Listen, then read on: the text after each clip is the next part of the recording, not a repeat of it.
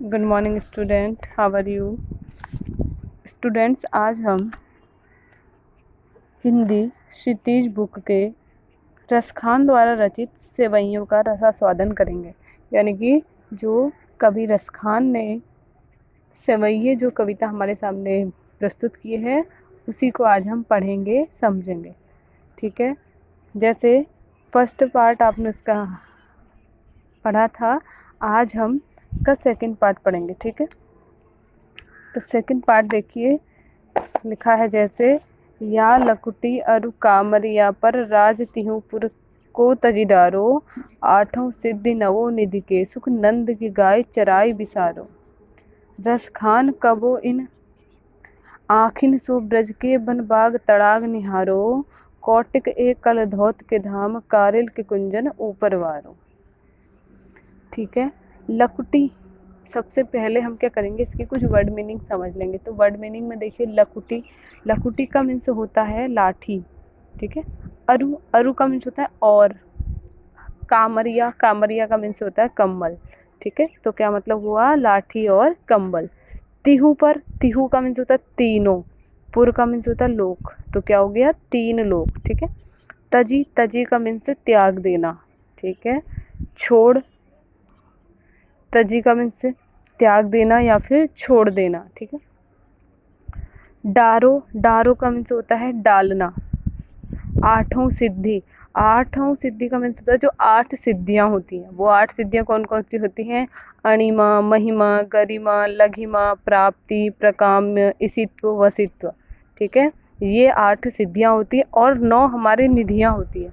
अब 9 निधियां कौन कौन सी होती है, 9 निधियां होती है पदम, महापदम, शंख, मकर, कच्छप, मुकुंद, कुंद, नील और खर्व। ठीक है, ये जो निधियां होती हैं ये कुबेर की निधियां होती हैं। ठीक है, ये किसकी निधियां होती हैं, कुबेर की निधियां होती हैं। आगे देखिए, गाय, गाय का मीन्स होता है गाय। बिसारो, बिसारो का मीन्स होता है भूलू। कबो, कबो एक वर्ड आया है, कबो का मीन्स होता है कभी भी। ठीक है, कल धौत के धाम, कल धौत के धाम का मीन्स होता है जो सोने का महल होता है, उसके लिए बोला गया है कल धौत के धाम। ठीक है, करिल, करिल का मीन्स होता है कांटेदार जो झाड़ियाँ होती हैं उसको लिए।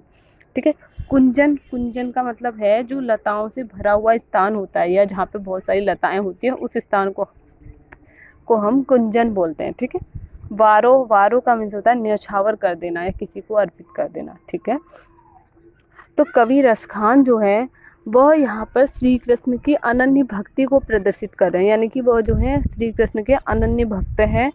तो जैसे फर्स्ट पार्ट में आपने पढ़ा था कि कवि जो रसखान हैं वो कहते हैं कि अगर मुझे अगले जन्म में या पुनर्जन्म जब भी मिले, तो अगर मुझे पक्षी, मानव, गाय, मतलब पशु किसी भी रूप में मिले तो वह रूप मेरा कहाँ का हो, वह श्री कृष्ण के धाम वृंदावन का ही हो।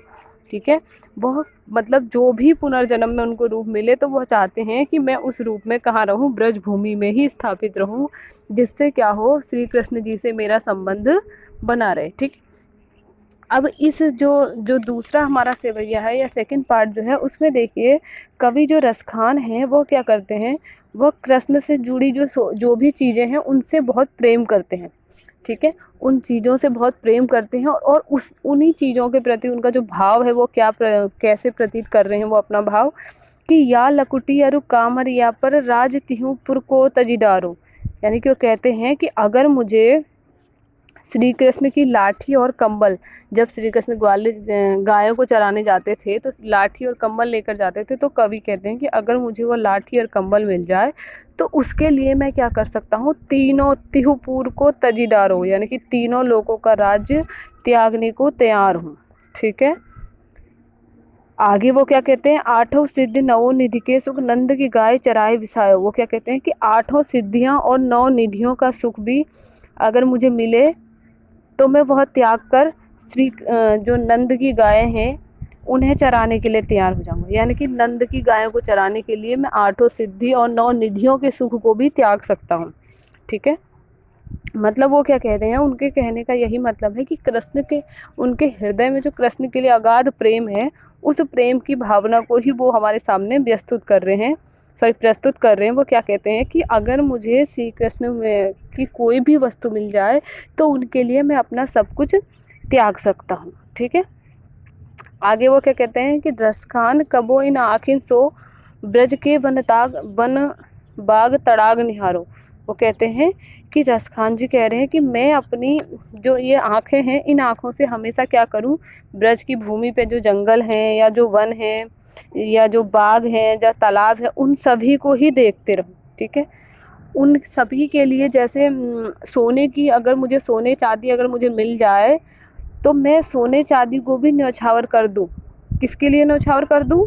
अगर मुझे वो ब्रज के जो पेड़ बाग बगीचे हैं या उन बगीचों पेड़ों की जो लताएं हैं या कांटेदार झाड़ियां भी मिल जाए तो मैं उन सब के लिए जो है अपने सोने चांदी के महल भी न्यौछावर कर दूं। ठीक है, अर्थात मतलब उन सभी को त्याग कर भी मैं क्या कर सकता हूँ, सिर्फ ब्रज भूमि में निवास करना ही चाहूँगा या निवास करने को ही तैयार हूँ। ठीक है, तो इसी तरीके से रसखान जी ने यहाँ पर इस पद में अपने और श्री कृष्ण के बीच का जो अगाध प्रेम है उसके भाव को प्रदर्शित किया। मतलब वो चाहते हैं कि मुझे अगर श्री कृष्ण को पाने के लिए कुछ भी त्यागना पड़े तो उसके लिए मैं तैयार हूँ। ठीक है, या उसके लिए मैं हमेशा तत्पर हूँ, मैं कृष्ण को पाने के लिए कुछ भी कर सकता हूँ। ठीक है।